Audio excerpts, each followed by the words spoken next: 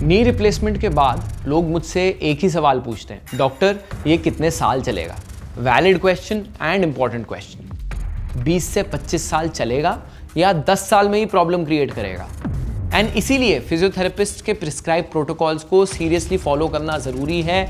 आपकी नी रफली 240 to 320 kgs force absorb कर रही है हर स्टेप पे। क्या मैं एक्सरसाइज या रन कर सकता हूं, या क्या मैं मैराथन भाग सकता हूं? वो बैक्टीरिया ब्लड स्ट्रीम के थ्रू ट्रैवल करके आपके इम्प्लांट पे सेटल हो सकता है। नमस्ते, मेरा नाम डॉक्टर पुलक वातस्या है। मैं एक रोबोटिक जॉइंट रिप्लेसमेंट और स्पोर्ट्स ऑर्थोपेडिक सर्जन हूं। नी रिप्लेसमेंट के बाद लोग मुझसे एक ही सवाल पूछते हैं, डॉक्टर ये कितने साल चलेगा? Valid question and important question. और मेरा ऑनेस्ट जवाब होता है डिपेंड्स ऑन यू। सिर्फ पेशेंट पे डिपेंड करता है। सर्जरी में जो इम्प्लांट लगाया जाता है वो प्रीमियम इंजीनियरिंग का रिजल्ट है। ये इम्प्लांट्स पिछले 30 से 40 साल से इस्तेमाल हो रहे हैं। मॉडर्न इम्प्लांट्स क्लिनिकल डेटा के अकॉर्डिंग 20 से 25 साल तक लास्ट करते हैं प्रॉपरली फंक्शनिंग पेशेंट्स में। लेकिन ये नंबर गारंटेड नहीं होता, ये कंडीशनल है और कंडीशन आप क्रिएट करते हैं, मैं नहीं। आज मैं आपको वो 5 चीजें बताऊंगा जो डायरेक्टली डिटरमिन करती हैं कि आपका नी रिप्लेसमेंट 20 से 25 साल चलेगा या 10 साल में ही प्रॉब्लम क्रिएट करेगा। ये जेनेरिक एडवाइस नहीं है, ये वो चीजें हैं जो साइंटिफिक रिसर्च और मेरे AIIMS and other clinical experience दोनों में कंफर्म की हुई। पहले सिंपल लैंग्वेज में समझते हैं कि नी रिप्लेसमेंट में होता क्या है। आपके घुटने का जो डैमेज पार्ट होता है, जहां कार्टिलेज पूरा घिस चुका होता है, उसे डॉक्टर रिमूव करते हैं। बहुत लोग इसको रीसर्फेसिंग भी बोलते हैं। उसकी जगह एक आर्टिफिशियल इम्प्लांट लगाया जाता है जिसको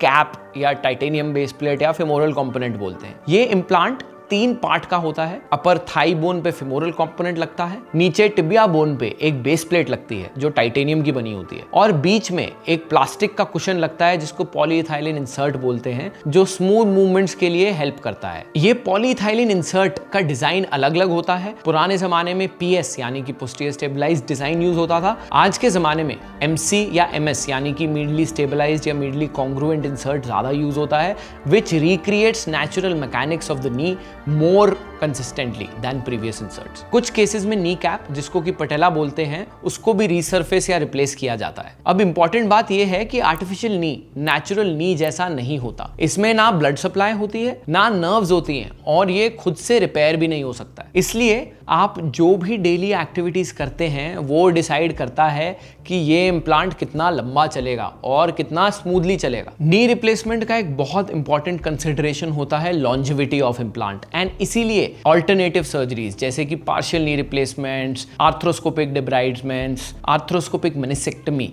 ये सर्जरीज मैं बहुत ज्यादा पेशेंट्स को एडवाइस नहीं करता हूं, because these surgeries don't last a long time.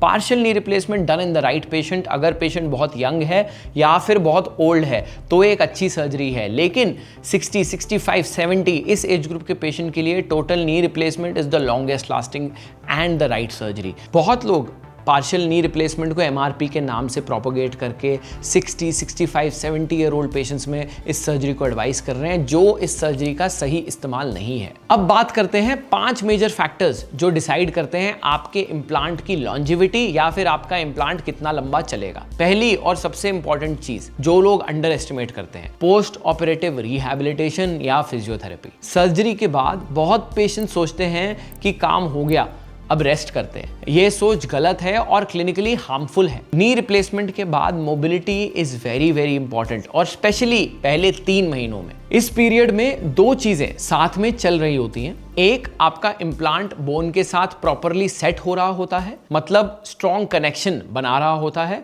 और दूसरा, सराउंडिंग मसल्स यानी क्वाड्रिसेप्स और हैमस्ट्रिंग्स वापस स्ट्रेंथ रीगेन कर रही होती हैं, क्योंकि सर्जरी से पहले ये काफी वीक हो चुके होते हैं ओवर द ईयर्स। अगर ये मसल्स प्रॉपरली रिकवर नहीं करते तो प्रॉब्लम स्टार्ट होने लगती है। जॉइंट पे लोड सही तरीके से डिस्ट्रीब्यूट नहीं होता और प्रेशर डायरेक्टली इम्प्लांट पे आने लगता है। बहुत लोगों की चाल सर्जरी के बाद भी टेढ़ी रहती है। रिसर्च ये बताती है कि जो पेशेंट्स प्रॉपर फिजियोथेरेपी फॉलो करते हैं उनका लॉन्ग टर्म आउटकम बेटर होता है और इम्प्लांट ज्यादा टाइम तक सही से चलता है। एक इंपॉर्टेंट पॉइंट समझिए कि सर्जरी के बाद क्वाड्रिसेप्स स्ट्रेंथ लगभग 60% तक गिर सकती है। अगर ये स्ट्रेंथ वापस नहीं आई तो नी पे प्रेशर अनइवन हो जाता है और बीच का जो प्लास्टिक कुशन होता है वो जल्दी घिसने लगता है। तो इन सिंपल वर्ड्स, अगर रिहैब सही से किया तो इम्प्लांट ज्यादा चलेगा, रिहैब इग्नोर किया तो इम्प्लांट जल्दी खराब डेफिनेटली हो सकता है। एंड इसीलिए फिजियोथेरेपिस्ट के प्रिस्क्राइब प्रोटोकॉल्स को सीरियसली फॉलो करना जरूरी है।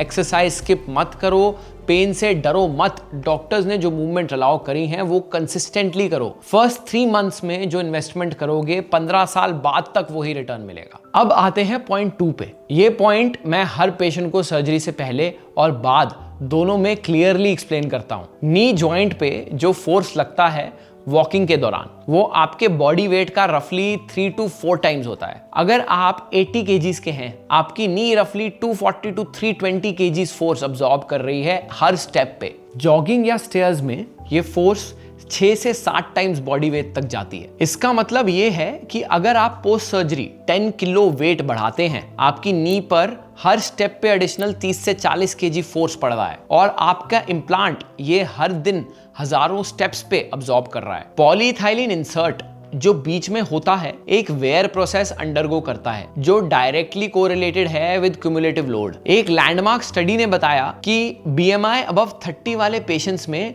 रिवीजन सर्जरी के रेट्स सिग्निफिकेंटली ज्यादा हैं compared to normal BMI patients at the 15 year mark. ये एक बहुत ही इंपॉर्टेंट फैक्ट है। पोस्ट सर्जरी वेट गेन बहुत कॉमन है क्योंकि मोबिलिटी टेम्परली रिड्यूस होती है, तो पेशेंट्स इनिशियली 5 से 10 किलो गेन कर लेते हैं। इसलिए डाइटरी डिसिप्लिन सर्जिकल रिकवरी का उतना ही इंपॉर्टेंट पार्ट है जितना कि फिजियोथेरेपी। लो इम्पैक्ट एक्टिविटीज जैसे कि swimming, cycling, on the spot marching जो जॉइंट फ्रेंडली हैं, कार्डियोवास्कुलर हेल्थ को भी मेंटेन करते हैं बिना एक्सेस कंप्रेसिव लोड के, ये सब बहुत इंपॉर्टेंट हो जाते हैं। थर्ड पॉइंट, ये एक ऐसी चीज है जहां पेशेंट्स मुझसे आर्ग्यू करते हैं, डॉक्टर मैं बहुत अच्छा फील कर रहा हूं, क्या मैं एक्सरसाइज या रन कर सकता हूं या क्या मैं मैराथन भाग सकता हूं? एक चीज याद रखें, एक सक्सेसफुल रिप्लेसमेंट के बाद पेन फ्री होना एक इनक्रेडिबल फीलिंग है, एक लाइफ चेंजिंग फीलिंग है, लेकिन ये फीलिंग एक ट्रैप भी बन सकता है। बहुत सारे पेशेंट्स ओवर एक्टिव हो जाते हैं because now they are pain free. Natural knee में कार्टिलेज इंपैक्ट अब्सॉर्ब करता है, मेनिस्कस शॉक डिस्ट्रीब्यूट करता है, सबकॉन्ड्रल बोन डैम्पनिंग करता है। इन सब का एक कोऑर्डिनेटेड नेचुरल सिस्टम है। रिप्लेस नी में ये पूरा सिस्टम आर्टिफिशियली रेप्लिकेट हुआ है। पॉलीइथाइलिन इंसर्ट कुछ इंपैक्ट अब्सॉर्ब करता है लेकिन ये बायोलॉजिकल कार्टिलेज जैसा नहीं है। इसका वेयर रेट एक्टिविटी लेवल से एक्सपोनेंशियली बढ़ता है जब हाई इंपैक्ट मूवमेंट्स इन्वॉल्व होती हैं। अब बात करते हैं कि क्या अलाउड है, तो walking, swimming, cycling, brisk walking, golf, doubles tennis, pickle ball, light hiking, ये सब जॉइंट फ्रेंडली एक्टिविटीज हैं जो कार्डियोवास्कुलर फिटनेस और मसल हेल्थ मेंटेन करता है बिना इम्प्लांट वेयर को एक्सेलरेट किए हुए। एक 2020 की स्टडी है in bone and joint journal जो बताती है कि पेशेंट्स जो post TKR high impact activities में रिटर्न हुए उनका polyethylene wear rate measurably higher है at 10 year follow up. Revision surgery की प्रोबेबिलिटी भी थोड़ी हायर है। ये बहुत अलार्मिंग फाइंडिंग्स है। इसे हम रिस्ट्रिक्शन नहीं कह सकते।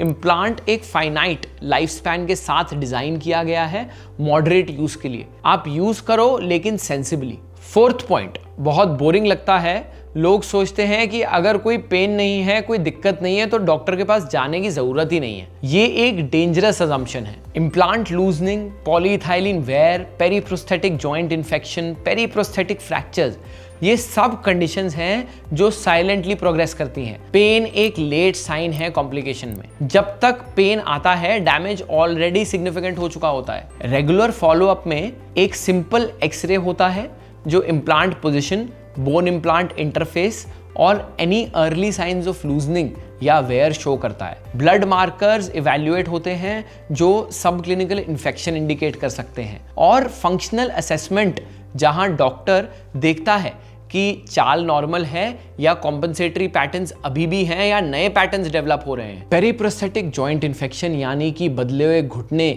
में इन्फेक्शन होना जो नी रिप्लेसमेंट के बाद एक बहुत ही सीरियस कॉम्प्लिकेशन है। अगर अर्ली डिटेक्ट हो जाए तो एंटीबायोटिक से या सिर्फ एक नी वॉश से मैनेज हो सकता है, और अगर लेट डिटेक्ट हो तो रिविजन सर्जरी या फिर 2 स्टेज सर्जरी की जरूरत पड़ती है, जो कि एक बहुत बड़ी सर्जरी है। लूजनिंग भी इसी कैटेगरी में आता है।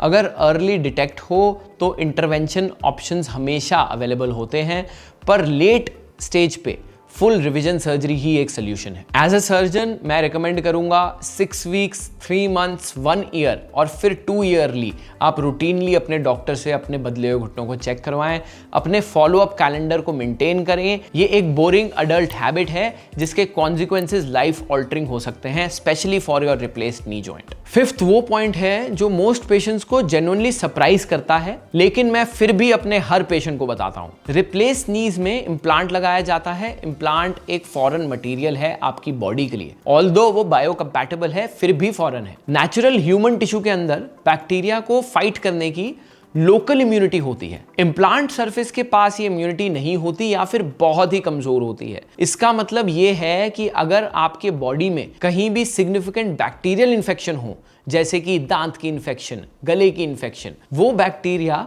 ब्लड स्ट्रीम के थ्रू ट्रैवल करके आपके इम्प्लांट पे सेटल हो सकता है। इसको हेमाटोजेनस सीडिंग बोलते हैं। ये बैक्टीरिया आपकी बॉडी में आते हैं डेंटल प्रोसीजर से, स्पेशली इन्वेजिव प्रोसीजर से, यूरिनरी ट्रैक्ट इन्फेक्शन से, स्किन इन्फेक्शन से जो अनट्रीटेड रहे, and even significant gut and throat infection से। कोई भी सोर्स जहां बैक्टीरिया ब्लड स्ट्रीम में एंटर कर सकता है, उससे ये इन्फेक्शन हो सकती है। इसलिए स्टैंडर्ड प्रोटोकॉल ये है कि टोटल नी रिप्लेसमेंट के बाद मेजर डेंटल प्रोसीजर से पहले प्रोफाइलैक्टिक एंटीबायोटिक्स लेने चाहिए। और बॉडी में कोई भी इन्फेक्शन, चाहे यूटीआई हो, चाहे स्किन हो, चाहे थ्रोट हो, चाहे रेस्पिरेटरी हो, जो रिजॉल्व नहीं हो रहा, तो उसको प्रॉम्प्टली ट्रीट करो, डॉक्टर के पास जाओ, डिले मत करो।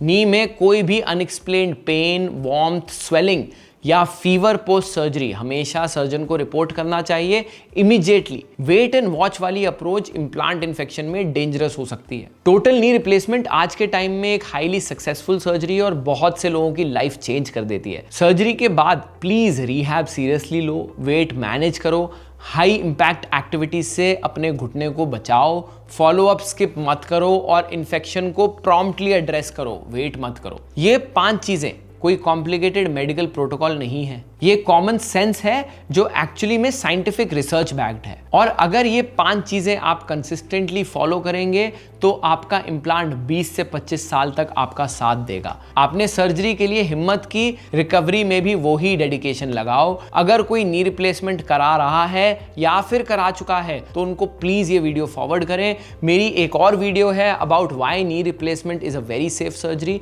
आप प्लीज उसको देखें। मेरा चैनल लाइक करें और सब्सक्राइब भी करें।